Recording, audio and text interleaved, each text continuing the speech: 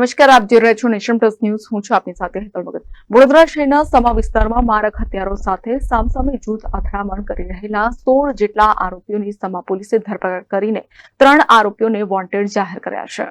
ગત 18 તારીખે રાત્રે પોલીસ કંટ્રોલ રૂમમાં એક મહિલાનો કોલ આવ્યો હતો કે શુક્લાનગર આયશા બીબીની ચાલીમાં કેટલાક લોકો તેઓના પતિને મારવા માટે આવી રહ્યા છે. જે કોલ મળતા સમા પોલીસ મથકની પીસીઆર વાન સ્થળ પર મોકલી આવી હતી.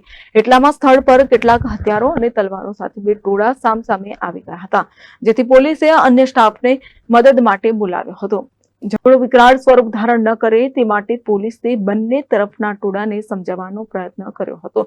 તેમ છતાંય ટોળાએ એકબીજા પર પથ્થરમારો શરૂ કરી દીધો હતો. પોલીસે તાત્કાલિક સ્થિતિ સંભાળીને હુમલાખોર તત્વોની ધરપકડ શરૂ કરી દીધી હતી, જેમાંથી 16 જેટલા હુમલાખોર તત્વોની સ્થળ પરથી ધરપકડ કરવામાં આવી હતી, જ્યારે 3 આરોપીઓને વોન્ટેડ જાહેર કરવામાં આવશે. સમગ્ર ઘટનામાં પોલીસે ટોળા વિરુદ્ધ રાયટિંગનો ગુનો નોંધીને મારક હથિયારો કબજે લીધા છે, જ્યારે વોન્ટેડ આરોપીઓની શોધખોળ શરૂ કરી છે. Report nation plus news Vadodara.